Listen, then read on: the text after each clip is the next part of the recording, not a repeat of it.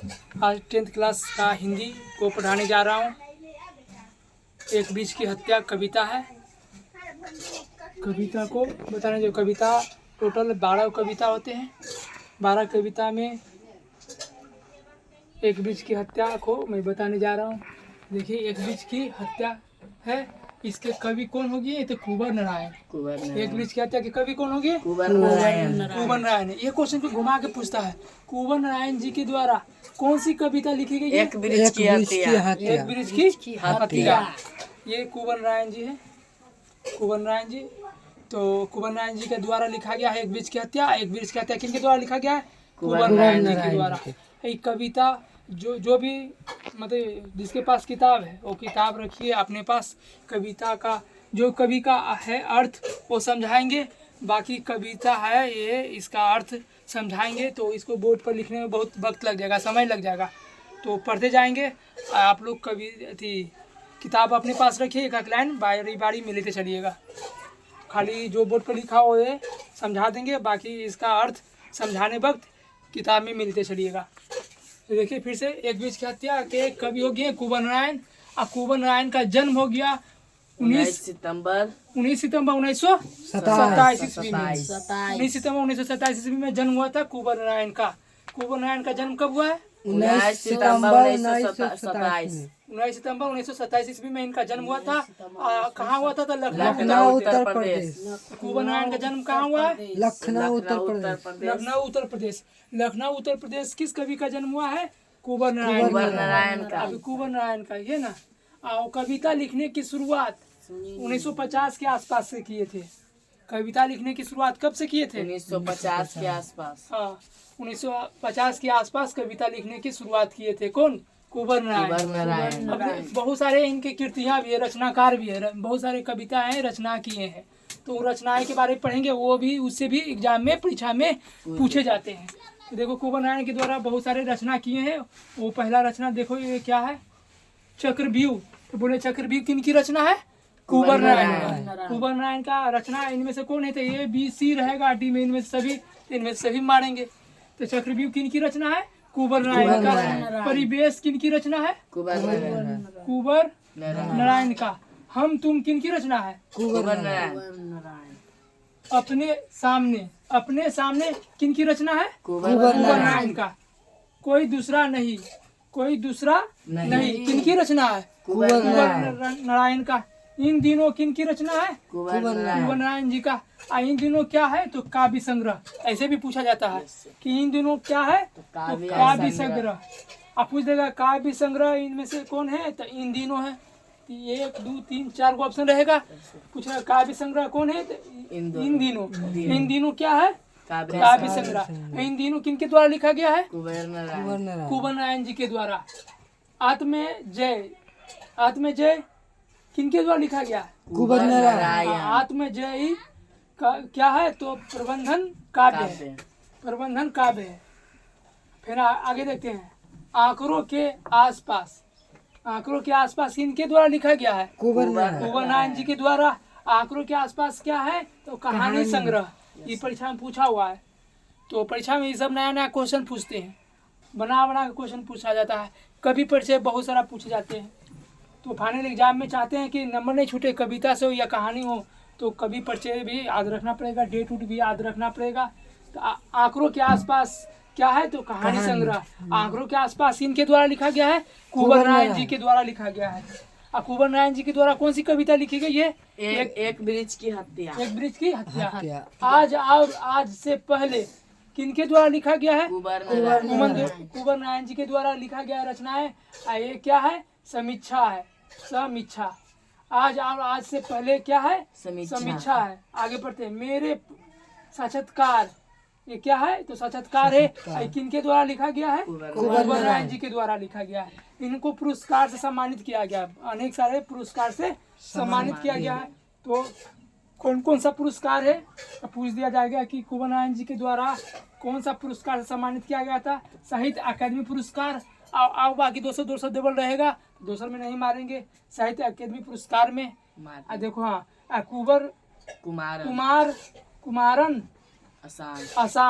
कुमारन आसान पुरस्कार से सम्मानित किया गया है। व्यास सम्मान या प्रेमचंद पुरस्कार से सम्मानित किया गया है किनको? कुंवर नारायण जी को। लोहिया सम्मान या कबीर सम्मान पुरस्कार से भी सम्मानित किया गया है। इन सभी सम्मान से पुरस्कृत किया गया है किनको? कुंवर नारायण जी को। अब देखो यहाँ पर देखो 1 नंबर 2 नंबर ये भी क्वेश्चन भी आई है, ये दोनों तो पढ़ते हैं। नगर संवेदना, तो कुंवर नारायण कैसे कवि है? तो नगर संवेदना के कवि है। कुंवर नारायण कैसे कवि है? नगर संवेदना के कवि। पूछ देगा नगर संवेदना के कवि कौन है? कुंवर कुंवर नारायण। नगर संवेदना के कवि कौन है? कुंवर नारायण। कुंवर नारायण कैसे मतलब किस प्रकार के कवि है? नगर संवेदना के कवि है। अब आगे लिखते हैं। एक वृक्ष की हत्या ये कविता कहाँ से संकलित है? तो इन दिनों से। कहाँ से ली गई है? इन दिनों से ली गई है। एक वृक्ष की हत्या कहाँ से संकलित है?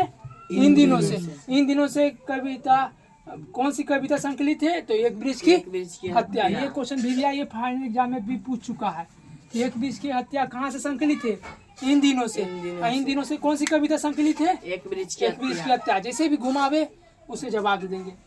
ये हो गया। अब देखिए यहाँ पर एक वृक्ष की हत्या है तो बता दिए कुंवर नारायण जी के द्वारा ये पेड़ पाड़े हैं। ये क्या है?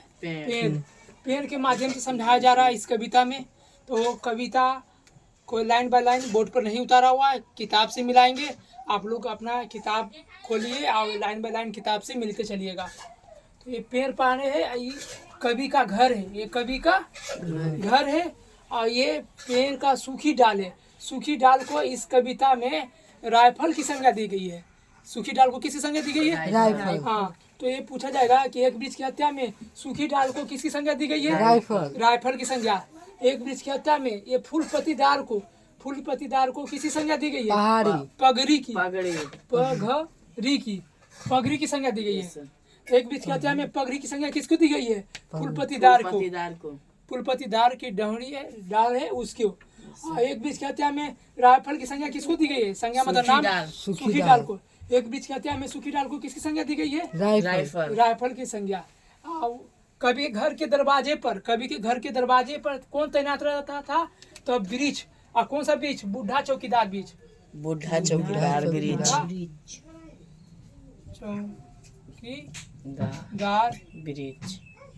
वृक्ष। तो वृक्ष है ये मेन रूप से, इसको नाम दिया गया है बूढ़ा चौकीदार वृक्ष। बहुत पुराना था इसीलिए इसे कहा गया है बूढ़ा चौकीदार वृक्ष। तो एक वृक्ष की हत्या में वृक्ष को किसकी संज्ञा दी गई है? तो बूढ़ा चौकीदार की। समझिए ना, चौकीदार की संज्ञा दी गई है या बूढ़ा चौकीदार की संज्ञा दी गई है। बूढ़ा चौकीदार की संज्ञा किसे दी गई है? वृक्ष को किसकी संज्ञा दी गई है? बूढ़ा चौकीदार। एक वृक्ष की हत्या में दी गई है क्या? अब इसका कविता का अर्थ समझते हैं। एक लाइन किताब किधर है? एक बोर्ड पर उतारेंगे, बहुत समय लग जाएगा इसको उतारने में। तो एक लाइन पढ़ते चलेंगे, किताब आप लोग लाइन बाय लाइन मिलते चलिएगा। पहला पंक्ति में क्या है? अब की घर लौटा तो देखा वह नहीं था। ये पंक्ति में कवि थे जो कहीं बाजार उजार गए या कहीं गए ना, कवि क्या घर है, कभी कहीं गए उधर उधर घूमने के लिए, कहीं भी बाजार उजार बार बार जाते थे। तो एक बार आप लौट के आए ना, अब की घर लौटा तो देखा वह नहीं था। कौन नहीं रहता है? तो बूढ़ा चौकीदार वृक्ष नहीं रहता है, क्योंकि बूढ़ा चौकीदार वृक्ष को कोई काट कर लेके भाग जाता है, इसको काट देता है, इसको हत्या कर दी जाती है। तो एक वृक्ष की हत्या में किसकी हत्या की जाती है? बूढ़ा चौकीदार की। अब बूढ़ा चौकीदार नहीं रहेगा तो वृक्ष रहेगा, समझिए ना। तो अब की घर लौटा था वह नहीं था। वो कौन नहीं था? बूढ़ा चौकीदार वृक्ष। और कौन हम की घर लौटते हैं? तो कवि लौटते हैं। कौन लौटते हैं? कवि। कवि के क्या नाम है? कुंवर नारायण। हाँ, तो वही बोलते हैं अब की घर लौटा तो वह नहीं देखा। किसको नहीं देख पाए? बूढ़ा चौकीदार वृक्ष को। और कौन बूढ़ा चौकीदार वृक्ष को नहीं देख पाते? कुंवर नारायण कवि। आगे पढ़ते हैं दूसरा पंक्ति, वही बूढ़ा चौकीदार वृक्ष किसको नहीं देख पाते हैं? वही बूढ़ा चौकीदार वृक्ष को नहीं देख पाते हैं। बूढ़ा चौकीदार वृक्ष को नहीं देख पाते। कौन नहीं देख पाते बूढ़ा चौकीदार वृक्ष को? कुंवर नारायण, जो हमेशा मिलता था घर के दरवाजे पर तैनात। किसके घर के दरवाजे पर तैनात मिलता था? बूढ़ा चौकीदार मिलता था। किसके घर के दरवाजे पर तैनात? कवि के घर के दरवाजे पर तैनात मिलता था। कवि के घर के दरवाजे पर तैनात हमेशा कौन मिलता था? बूढ़ा बूढ़ा चौकीदार चौकीदार ब्रिज। बूढ़ा चौकीदार ब्रिज किसके घर के दरवाजे पर तैनात था? कभी का घर। कवि के घर के दरवाजे के पर। कवि के घर के दरवाजे पर तैनात कौन रहता था हमेशा? बूढ़ा चौकीदार ब्रिज। यार क्वेश्चन बनता है। आगे पढ़ते हैं। देखो फिर से लाइन 3 लाइन पढ़े थे, 1 2 3 लाइन पढ़े थे, तीनों का अर्थ समझा दिए। अब की घर लौटा तो वो नहीं था, वही बूढ़ा चौकीदार ब्रिज जो हमेशा मिलता था घर के दरवाजे पर तैनात। जो हमेशा मिलता था घर के दरवाजे पर तैनात। कौन मिलता था घर के दरवाजे पर तैनात? बूढ़ा चौकीदार ब्रिज। ब्रिज। बूढ़ा चौकीदार ब्रिज किसी घर के दरवाजे पर हमेशा मिलता था तैनात? कवि का घर। कवि के घर के दरवाजे के पर। आगे पढ़ते। पुराने चमड़े का बना उसका शरीर। किसका शरीर पुराने चमड़े का बना रहता बूढ़ा था? चौकीदार ब्रिज। हाँ, बूढ़ा चौकीदार ब्रिज को या बूढ़े चौकीदार को या समझे, बूढ़ा चौकीदार ब्रिज को पुराने चमड़े का बना शरीर था। बहुत पुराना हो गया था तो इसीलिए बूढ़ा कहा गया। अब पुराने चमड़े का, इसका बहुत पुराना हो गया था तो पुराने चमड़े का इसका खाल हो गया। पुराने चमड़े का बना उसका शरीर। किसका पुराने चमड़े का शरीर बनल था? बूढ़ा चौकीदार। आगे पढ़ते। वही सख्त जान, बहुत पुराना हो गया था, आधा डाल सूख गया था, खोखला हो गया था, फिर भी उसमें जान था, जवानी की जैसा जान था। किस में जान था? बूढ़ा बूढ़ा चौकीदार ब्रिज में। आगे पढ़ते हैं। झुड़ियोदार खुड़ियोदार तना मैला कुचेला। झुड़ियोदार खुड़ियोदार तना मैला कुचेला। झुड़ियोदार था झुड़झुड़ा के, जैसे बुढ़ापा में नहीं लटक जाता है गाल, झुरझुरा जाता है शरीर, बुढ़ापा हो जाता है, और उसी झुरझुरा गया था, इसका पूरा हाल हो गया था बेहाल बुढ़ापे की तरह। तो हुए झुड़ियोदार खुड़ियोदार तना मैला कुचेला। तना था ना, जब बहुत पुराना हो गया था, सूख गया था डाल, तो मैला कुचेला हरा भरा नहीं देखने को मिलेगा। तो तना उसका क्या मिला था? मैला कुचेला मिला था। किसका तना मैला कुचेला था? बूढ़ा चौकीदार ब्रिज। हाँ, झुड़ियोदार खुड़ियोदार किसका था शरीर? तो बूढ़ा चौकीदार का। और तना मैला कुचेला था। तना उसका शरीर था पुराना उराना, जो सूखा उखा था डाल, जो मैला कुचेला था, हरा भरा नहीं था। आगे पढ़ते हैं। राइफल सी एक सूखी डाल। राइफल किसको सूखी डाल को किसकी संज्ञा दी गई है? राइफल की।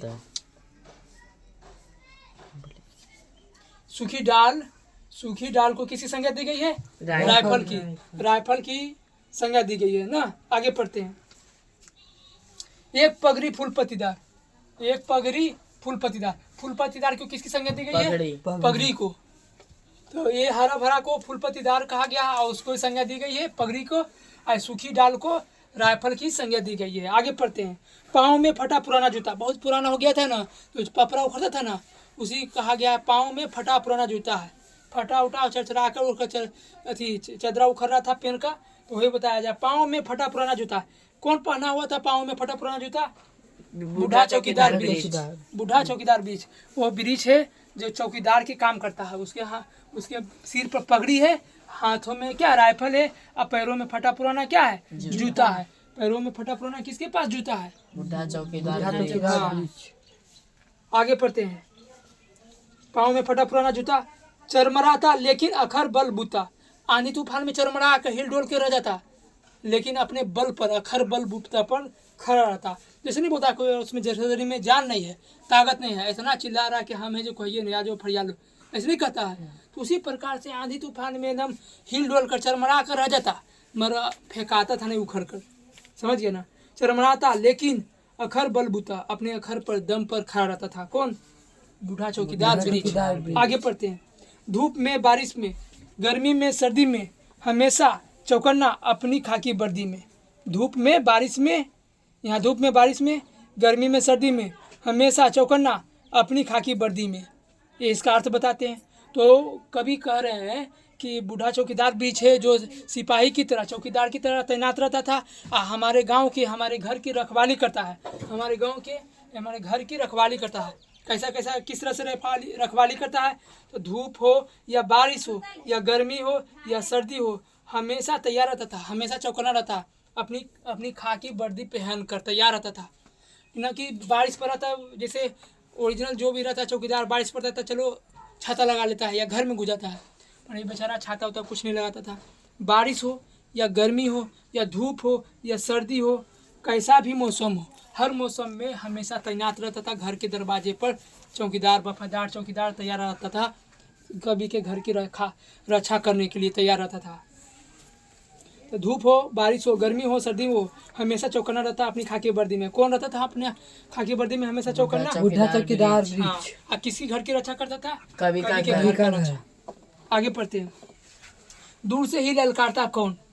तो ये ब्रिज था ना, इसके आगू में कोई भी आता था ना तो दूर से ही ललकारता है कि दूर से ही ललकारता है कौन, दूर से ललकारता है कौन।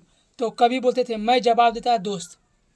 समझ आया ना, ये पेड़ था ना, पेड़ बोलता था ये पेड़ कि दूर से ही ललकारता है, कोई इसके आसपास में आता था ना तो दूर से ललकारता कि आप कौन हैं। समझ गया ना, कौन आ रहे हैं यहाँ मेरे पास, ये ललकारता था कौन, बूढ़ा चौकीदार ब्रिज। बूढ़ा चौकीदार ब्रिज ललकारता था कि कौन हो आप। समझ गया ना। तो कभी आते थे तो बोलते थे मैं, जवाब देते थे कभी कि मैं तुम्हारा दोस्त हूँ। तो कभी का दोस्त कौन था, बूढ़ा चौकीदार ब्रिज या ब्रिज। अब ब्रिज का दोस्त कौन था, कभी। कवि का घर, कभी समझिए ना, कभी का मित्र कौन था, बूढ़ा चौकीदार। कभी आओ ब्रिज में कैसा संबंध था, तो मित्रता का, दोस्त का, है ना। कभी आओ मित्र में, कभी आओ बीच में कैसा संबंध था, तो मित्रता का, दोस्ती का। तो ये दूर से ही ललकारता कौन। अच्छा, दूर से कौन ललकारता है, तो बूढ़ा चौकीदार बीच। तो कभी क्या जवाब देता कि मैं तुम्हारा दोस्त हूँ। कभी किसके दोस्त रहते हैं, बूढ़ा चौकीदार को। आगे पढ़ते हैं, और पल भर को बैठ जाता उसकी ठंडी छाँव में। ये यहाँ पंक्ति है, पल भर को बैठ जाता उसकी ठंडी छाँव में।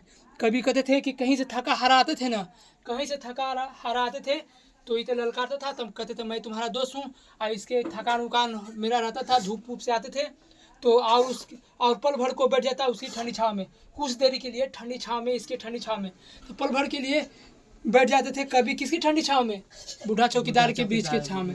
अब बूढ़ा चौकीदार के बीच के ठंडी छाँव में कुछ देर के लिए कौन बैठते थे, कभी।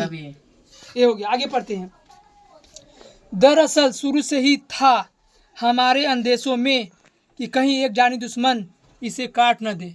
दरअसल मतलब था, शक था, शंका था कि कभी को शक था कि कहीं दूसरा, कहीं जानी दुश्मन, कोई जानी दुश्मन इसे काट न दे। सही सत्य बात होता है, एक दिन इसे काट ही देता है। दरअसल शुरू से ही था हमारे अंदेशों में, मतलब मेरे नज़रों में, अंदेशों में कि कहीं एक जानी दुश्मन काट न दे। कहीं एक जानी दुश्मन, किसके जानी दुश्मन, ब्रिज के, बूढ़ा चौकीदार के दुश्मन वही काट न दे इसे। एक दिन वैसे ही होता है, इसे काट कर हत्या कर दी जाती है। एक बीच की हत्या में किसकी हत्या होती है, बूढ़ा चौकीदार। हाँ, बूढ़ा चौकीदार बीच का क्या होता है, उसके साथ उसकी हत्या होती है, काट दिया जाता है। आगे पढ़ते हैं, आगे पढ़ते जाइए, इससे ऑब्जेक्टिव बनता है। इससे क्या बनता है, ऑब्जेक्टिव। देखो यहाँ अब है घर, देखो यहाँ पे, घर को बचाना है लुटेरों से, शहर को बचाना है नादीरों से, देश को बचाना है देश के दुश्मनों से, बचाना है नदियों को नाला हो जाने से, हवा को धुआं हो जाने से, खाना को जहर हो जाने से, बचाना है जंगलों को मरुआ स्थल हो जाने से, बचाना है मनुष्य को जंगल हो जाने से। ये सारा के सारा बहुत सारा ऑब्जेक्टिव है, VVI है। तो देखो बोर्ड पर हम बताते हैं, समझना ध्यान से बोर्ड पर। तो घर को बचाना है लुटेरों से, लुटेरों से, ये इतनी पंक्ति है, इसका खत्म होने जा रहा है। घर को बचाना है किससे, लुटेरों से। और शहर को बचाना है, शहर को मतलब कहे लुटेरों से किसको खतरा है, तो घर को। और घर को किससे बचाना है, लुटेरों से। और शहर को बचाना है नादीरों से, नादीरों से। और नादीरों का अर्थ क्या होता है, आतंकवादी। तो नादीरों से किसको खतरा था, शहर को। और शहर को बचाना है किससे, नादीरों से।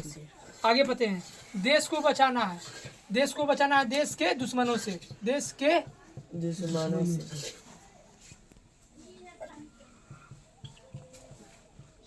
देश के दुश्मनों से किसको खतरा है, तो देश को। समझ गया ना, ये एक ऑब्जेक्टिव 2 हो गया, ये 3 हो गया, यार VVI ऑब्जेक्टिव बन रहा है। समझ गया ना, आई घुमा घुमा कर दोगुना बनते जाएगा। घर को बचाना है किसे, लुटेरों से। लुटेरों को किससे बचाना है, घर को। शहर को बचाना है नादीरों से, नादीरों से किसको बचाना है, शहर को। या नादीरों से किसको खतरा है, शहर को। देश को किससे बचाना है, देश के दुश्मनों से। देश के दुश्मनों से किसको खतरा है, देश को। 4 नंबर में देखते हैं, बचाना है नदियों को, नदियों को क्या हो जाने से, नाला हो जाने से। तो ये ब्रिज रहेगा तब ये सब बचेगा, अब ब्रिज नहीं रहेगा एक दिन सब विनाश हो जाएगा। देखो जैसे चौकीदार था, सिपाही था, तो चौकीदार को मार दिया जाएगा, हत्या कर दिया जाएगा, तो क्या घर लुटाइए जाएगा ना जी, घर क्या हो जाएगा, लुटा जाएगा। अब जो सिपाही है, चौकीदार है, वो सेना है उसको मार दिया जाएगा, हत्या कर दिया जाएगा, तो शहर भी क्या आतंकवादी हमला हो जाएगा शहर में। नादिरों मैंने क्या आतंकवादी घुस जाएगा शहर में, क्या शहर को लूट लेगा, शहर को बर्बाद कर देगा, है कि नहीं। सिपाही मारा जाएगा। तो आगे देश को बचाना है देश के दुश्मनों से, तब सिपाही रहेगा तो देश के दुश्मन से बचेगा। सिपाही नहीं रहेगा, चौकीदार नहीं रहेगा तो देश के दुश्मन लूट लेगा देश को, है कि नहीं। अब नदियों को नाला हो जाने से नदी कैसे बचेगा, सिपाही के बात आ रहा था। अब देखो वृक्ष है, वृक्ष रहेगा हरा भरा, पेड़ पौधा रहेगा ज़्यादा ना, जहाँ लगा भरा पड़ा वहाँ बारिश पड़ता है, समझ गया। जहाँ पेड़ पौधा वृक्ष ज़्यादा लगल रहेगा, शांत वातावरण रहेगा, शुद्ध वातावरण रहेगा, तब पानी भी पड़ेगा।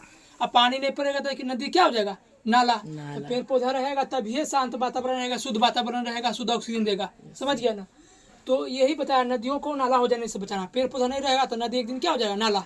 क्योंकि पेड़ पौधा की वजह से बारिश पड़ता है, पेड़ पौधा की वजह से बारिश पड़ता है। अब पेड़ पौधा नहीं रहेगा तो बारिश ही नहीं पड़ेगा, बारिश नहीं पड़ेगा तो नदी भी क्या सूख जाएगा, सूख कर क्या हो जाएगा, नाला हो जाएगा। तो नदियों क्या हो जाने से बचाना है, नाला हो जाने से बचाना। नाला हो जाने से किसे बचाना है, नदियों को। 5 नंबर में देखते हैं, हवा को। हवा को क्या हो जाने से बचाना है, तो धुआं हो जाने से।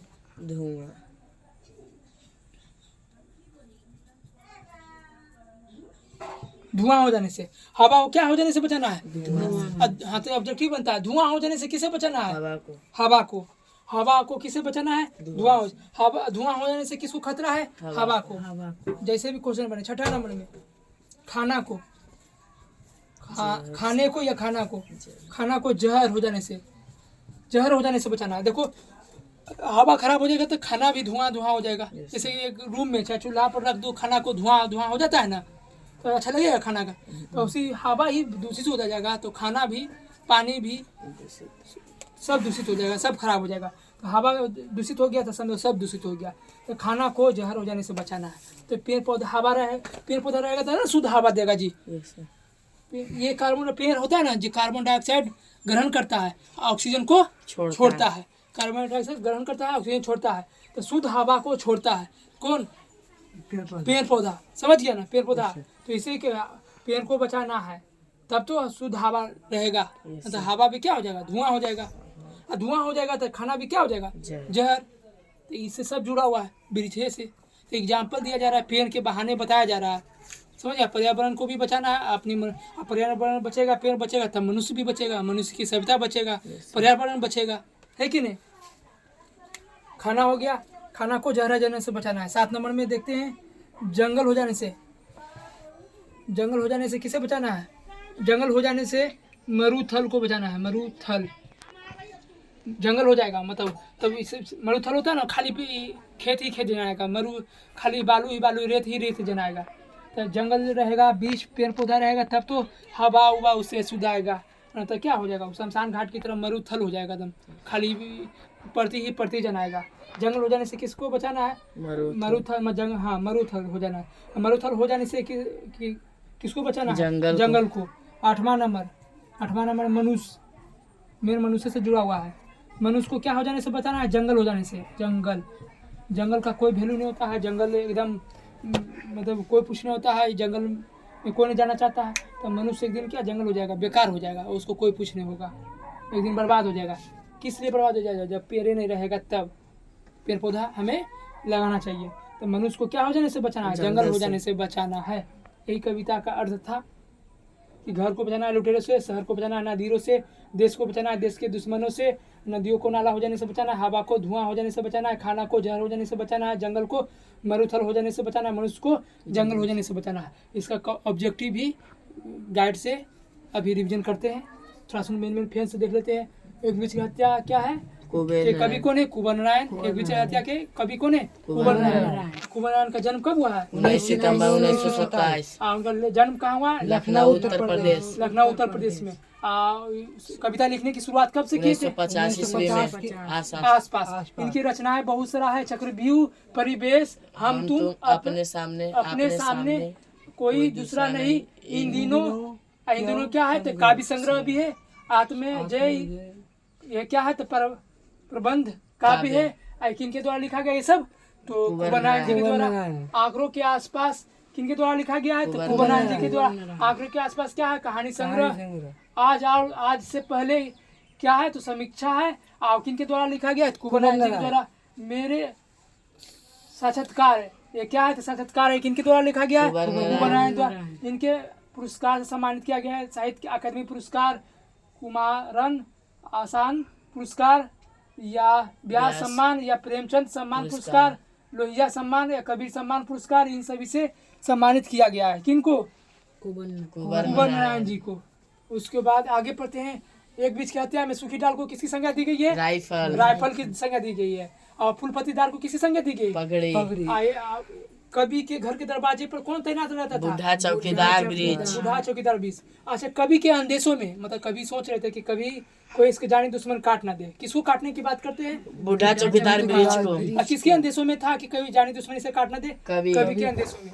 अच्छा, कवि का मित्र कौन होता है? बूढ़ा चौकीदार ब्रिज। हाँ, तो ऑब्जेक्टिव लगभग देखते हैं इसका। देखिए कॉपी, इसको मोड़ दिया जी।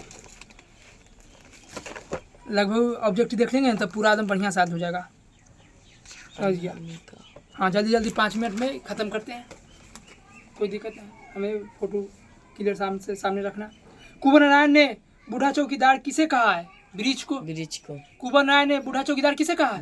ब्रिज को कहा है। कुंवर नारायण का जन्म कहाँ हुआ था? लखनऊ में। लखनऊ उत्तर प्रदेश में हुआ था। कुंवर नारायण ने कविता लिखने की शुरुआत कब से किए थे? 1950 के आसपास। 1950 के आसपास। एक बीच की हत्या के रचनाकार कौन है? कुंवर नारायण। कवि कुंवर नारायण ने चौकीदार की संज्ञा किसे दी है? घर के बाहर खड़े ब्रिज को। बूढ़ा ब्रिज को, ये ना। कवि कुंवर नारायण ने किसके शरीर को पुराने चमड़े से निर्मित कहा है? पुराना ब्रिज को, या बूढ़े चौकीदार ब्रिज को, या पुराना ब्रिज को? ये ना, फिर से पढ़ते हैं क्वेश्चन। कवि कुंवर नारायण ने किसे शरीर को पुराने चमड़े से निर्मित कहा है? पुराने ब्रिज को। समझ गया ना? कवि कुंवर नारायण ने किसके शरीर को पुराने चमड़े से निर्मित कहा है? पुराने चमड़े से बना है तो पुराना ब्रिज या बूढ़ा चौकीदार ब्रिज। कवि कुंवर नारायण ने घर लौटने पर किसको नहीं देखता है? ब्रिज। बूढ़ा चौकीदार ब्रिज को या ब्रिज को? समझ, ब्रिज रहे या बूढ़ा चौकीदार ब्रिज रहे। आगे पढ़ते। कवि को हमेशा घर के दरवाजे पर कौन तैनात मिलता था? बूढ़ा चौकीदार ब्रिज या ब्रिज रहे। आगे पढ़ते हैं। कवि ने राइफल की संज्ञा किसे दी गई है? सूखी डाल। ब्रिज की सूखी डाल को। कवि ने पगड़ी का प्रतीक किसे कहा है? फूलपत्तीदार। हाँ, फूलपत्तीदार को। बीच के ऊपरी भाग में फूलपत्तीदार युक्त टहनियों को, फूलपत्तीदार से भरा पूरा है जिसको। राइफल वर्दी में कौन हमेशा चौकना रहता था? राइफल पहने कर राइफल टांगने रहता था और वर्दी में रहता था। और हमेशा कौन तैयार रहता था? बूढ़ा चौकीदार ब्रिज। ये ना। कभी कुछ देर के लिए बैठ जाते थे किसकी ठंडी छाव में? ब्रिज की। हाँ, ब्रिज के छाव में या बूढ़ा चौकीदार के ब्रिज के छाव में। ये ना। कवि के अनुसार घर को किससे बचाना है? लुटेरों से। घर को किससे बचाना है? हाँ, शहर को किससे बचाना है? और देश को किससे बचाना है? हाँ, और नदियों को क्या हो जाने से? नाला हो जाने से। नाला किसके हो जाने से? नाला हो जाने से बचाना है। नाला हो जाने से किसे बचाना है? नदियों को। हवा को क्या हो जाने से बचाना है? हाँ, खाना को क्या हो जाने से बचाना है? और जंगल को मरुथल हो जाने से। और मनुष्य को क्या हो जाने से बचाना है? जंगल हो जाने से बचाना है। एक बीच की हत्या में किसके विनाश की अंतर्व्यथा अभिव्यक्त की है? मतलब किसके विनाश के? तो पर्यावरण एक दिन विनाश हो जाएगा, मनुष्य भी विनाश हो जाएगा, और सभ्यता भी एक दिन विनाश हो जाएगा। तो एक बीच की हत्या में किसके विनाश की अंतर्व्यथा अभिव्यक्त किया गया है? तो पर्यावरण, मनुष्य और सभ्यता को। आत्मजय किन की कृति है? तो कुंवर नारायण का। चक्रव्यूह किन की कृति है? कुंवर नारायण का। तो बहुत सारा दूर से कौन ललकारता है? ब्रिज या बूढ़ा चौकीदार ब्रिज। दूर से कौन ललकारता है? बूढ़ा चौकीदार ब्रिज। कवि के अंदेशों में कौन था? एक जानी दुश्मन। कवि के अंदेशों में कौन था? एक जानी दुश्मन। बचाना है मनुष्य को क्या हो जाने से? जंगल हो जाने से। कुंवर नारायण का जन्म कब हुआ था? तो 19 सितंबर 1927 ईस्वी में। कुंवर नारायण को किस पुरस्कार से सम्मानित किया गया था? तो ये सब पुरस्कार मिला था। प्रेमचंद्र साहित्य अकादमी पुरस्कार, इनमें से सभी थे। इनमें से सभी। कुंवर नारायण की प्रसिद्ध कृति कौन सी है? आत्मजय। प्रसिद्ध कृति कौन सी है? तो आत्मजय प्रसिद्ध है ये। आगे पढ़ते हैं। कवि को वृक्ष कैसा लगता था? बुढ़ा चौकीदार की तरह। बुढ़ा चौकीदार। कवि को वृक्ष कैसा लगता था? बुढ़ा चौकीदार की हाँ, कुछ आओ ऑब्जेक्टिव है, देख लेते हैं जल्दी में। एक वृक्ष की हत्या किससे जुड़ी हुई है? पर्यावरण से। एक वृक्ष की हत्या किससे जुड़ी हुई है? पर्यावरण। पर्यावरण से। एक वृक्ष की हत्या पाठ में कवि किसकी रक्षा को कविता का केंद्र मानते हैं? तो मानव की रक्षा को। मानव के रक्षा। पेड़ पौधा रहेगा किस लिए रहेगा? किस लिए बचाएंगे? ये रहेगा तब तो मानव बचेगा। अब इसको बचाने के उद्देश्य क्या है? मानव को मेन रूप से सुरक्षा करना है, मानव को बचाना है, ये ना है। पहले देखो, एक वृक्ष की हत्या किससे जुड़ी हुई है? तो पर्यावरण से जुड़ी हुई है, पर्यावरण से। अब अगला क्वेश्चन है, एक वृक्ष की हत्या पाठ में कवि किसकी रक्षा को कविता का केंद्र मानते हैं? मानवता की रक्षा को। मानवता की रक्षा को। किसकी रक्षा करना है मेन रूप से? तो मानवता की रक्षा करना है। बचाना है नदियों को क्या हो जाने से? नाला हो जाने से। कुंवर नारायण का काव्य संग्रह है आत्मजय, चक्रव्यूह, परिवेश, इनमें से सभी। आगे पढ़ते हैं। आगरों के आसपास किनके द्वारा लिखा गया है कृति? तो कुंवर नारायण के द्वारा। आगरों के आसपास क्या है? तो कहानी संग्रह। आगरों के आसपास कुंवर नारायण की कौन सी कृति है? कौन सी कृति है आगरों के आसपास? तो कहानी संग्रह है। ये परीक्षा में पूछा हुआ है। आगे पढ़ते हैं। वर्दी और धूप में धूप कौन सा कारक है? अधिकरण कारक है, पूछा जाता है कारक उरक भी तब। आगे पढ़ते हैं। कविता में पेड़ की डाल की तुलना किससे की गई है? राइफल की। पेड़ की डाल की तुलना किससे की गई है? पाठ्य पुस्तक की कौन सी कविता पर्यावरण? पाठ्य पुस्तक की कौन सी कविता पर्यावरण, मनुष्यता और सभ्यता को विनाश की अंतर्व्यथा को अभिव्यक्त करती है? मतलब एक दिन पर्यावरण विनाश हो जाएगा, मनुष्य भी विनाश हो जाएगा और सभ्यता भी विनाश हो जाएगा। इस किस का पाठ्य पुस्तक में बताया गया है? एक वृक्ष की हत्या में। पाठ्य पुस्तक की कौन सी कविता पर्यावरण, कौन सी कविता है जो पर्यावरण, मनुष्य और सभ्यता को बचाने की बात करते हैं? तो एक दिन क्या विनाश हो जाएगा। ये किस कविता में चर्चा की गई है? तो एक वृक्ष की हत्या में। एक वृक्ष की हत्या कविता में कवि ने वृक्ष को किस रूप में व्यक्त किया है? तो बुढ़ा चौकीदार के रूप में व्यक्त किया गया है। इसको किस रूप में? बुढ़ा चौकीदार के रूप में व्यक्त किए हैं। अब बुढ़ा चौकीदार के रूप में किसे व्यक्त किया गया है? तो वृक्ष को। अब बुढ़ा चौकीदार के रूप में व्यक्त किया गया है, जो किनके द्वारा व्यक्त किया गया है? कवि के द्वारा। कुंवर नारायण कैसे कवि है? तो छायावादी कवि है। छायावादी कवि है। और कुंवर नारायण किस संवेदना के कवि है? तो नगर संवेदना कवि है। नगर संवेदना की कवि। और कैसे कवि है? तो छायावादी कवि है। और कैसे संवेदना के कवि है? तो नगर संवेदना के कवि है। आगे पढ़ते हैं। हवा में मात्र बढ़ रही है। हवा में क्या ज़्यादा से ज़्यादा बढ़ रही है? कार्बन डाइऑक्साइड गैस बढ़ रही है। हवा में ज़्यादा कार्बन डाइऑक्साइड गैस बढ़ रही है। और कार्बन डाइऑक्साइड गैस को बरकरार रखेगा या उसको खत्म करेगा या नष्ट करेगा कौन? हवा, वृक्ष। बुढ़ा चौकीदार। ये कार्बन डाइऑक्साइड मतलब वृक्ष कार्बन डाइऑक्साइड ग्रहण करता है और ऑक्सीजन को छोड़ता है। तो कार्बन डाइऑक्साइड हम सभी के लिए हानिकारक होता है, समझिए। तो हवा में क्या फैल रहा है? Carbon dioxide gas. Carbon dioxide gas फैलते रहेगा या नहीं रहेगा वृक्ष, तो हवा क्या हो जाएगा? धुआं हो जाएगा। तो एक दिन मनुष्य का जीना मुश्किल हो जाएगा। वायु प्रदूषण को, मतलब वायु हवा है जो प्रदूषित होते जा रहा है, वायु प्रदूषण को कौन रोक सकता है? तो वृक्ष। समझ गया ना? वृक्ष रोक सकता है। पेड़ लगाएंगे तभी रुकेगा। वृक्ष काटने से क्या बिगड़ता है? पर्यावरण। वृक्ष काटने से क्या बिगड़ता है? पर्यावरण। ये क्वेश्चन चैप्टर बहुत अच्छा है, समझ गया ना? ये सब भी आई है। कवि के अनुसार चौकीदार वस्त्र पहना रहता है कैसा? मैला कुचैला। हाँ, कवि के अनुसार चौकीदार है जो कैसा वस्त्र पहना हुआ था? मैला कुचैला पहना हुआ था। मैला कुचैला हुआ वस्त्र कौन पहना हुआ था? बूढ़ा चौकीदार वृक्ष। कवि बूढ़े वृक्ष की तुलना किससे करता है? चौकीदार से। चौकीदार से तुलना करता है। कभी बूढ़े वृक्ष की तुलना किसे करता है? चौकीदार से। 10th में चाहते हैं आप बेहतर नंबर लाने के लिए तो आनंद टीचिंग सेंटर को सब्सक्राइब कीजिए। इसी तरह से ऑब्जेक्टिव और सब्जेक्टिव और कविता को, अर्थ को या कहानी को समझते चलेंगे।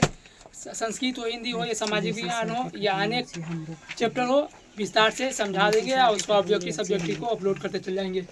इससे पहले भी बहुत सारी कविता कहानियाँ अपलोड कर चुके हैं। आप नहीं देखें तो उस चैप्टर मेरे चैनल को सब्सक्राइब कीजिए और उससे जाकर ऑनलाइन भी चलता है क्लास, उसमें भी जाकर देखिए या ऑफलाइन भी ये वीडियो बन रहा है, ऑफलाइन भी देख सकते हैं, ऑनलाइन भी देख सकते हैं। ऑनलाइन में भी बहुत सारा क्वेश्चन 20 से पल से बना हुआ है, उसमें भी जाकर आप पढ़ सकते हैं। उसमें भी चैप्टर बाय चैप्टर संस्कृत में, हिंदी में भी अपलोड किया है वीडियो।